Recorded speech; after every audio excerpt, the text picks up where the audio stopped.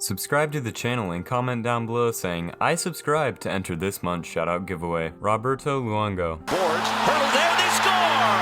Luongo, I believe, knocked it into his own net. Many players are loath to pin key losses on their netminder, but we think there must have been a lot of grumbling from Vancouver Canucks member about Bobby Lou's play in the 2011 Stanley Cup Finals. The veteran netminder was great during the regular season, winning 38 games and sporting a career-low 2.11 goals against average. In the first 3 rounds of the playoffs, Luongo was 12-6, with 2 shutouts and a 2.27 GAA. He led a fast and skilled Canucks team into the finals against a scrappier, underdog Boston squad bent on winning their first title in 39 years. Unfortunately for Vancouver, Luongo and Jekyll and Hyde between Boston and Van City. He allowed 17 goals in 3 road games of the 7-game final for an 8.05 GAA and a .773 save percentage. He was better at home at least until Game 7, posting 2 shutouts in 3 games. The Bruins, though, would salvage Luongo for 3 goals on just 20 shots as they won 4-0 in the Stanley Cup. Rod Brind'Amour.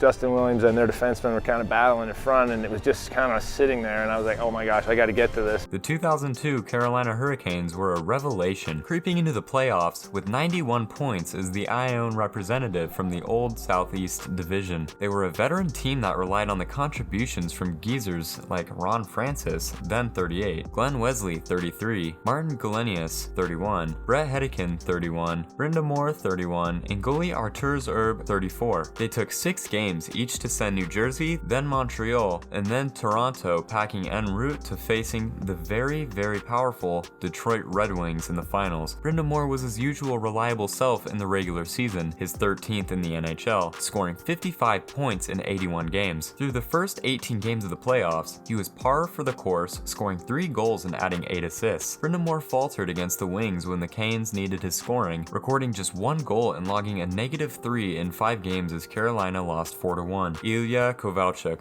When the spotlight shone brightest on superstar Ilya Kovalchuk in 2012, he shrank like a vampire. During the 2011-12 season, Kovalchuk had a bit of a renaissance, scoring most goals, 37, and points, 83 in 4 seasons. The former first overall pick of the Atlanta Thrashers in his first long foray into the playoffs was fairly brilliant, scoring 7 goals and 11 assists in 17 games. In the finals, the Devils, who finished with 102 points in the regular season, were the favorites against the Los Angeles Kings, who scraped in with 95 points, least in the Western Conference. The Kings, however, would get the best of the Devils, limiting sniper Kovalchuk to just 1 goal and no assists, as they won their first Stanley Cup in 6 games, putting a finer point on Kovalchuk's disappointing first and only Stanley Cup final. His goal was an inconsequential empty netter, Ed Belfour.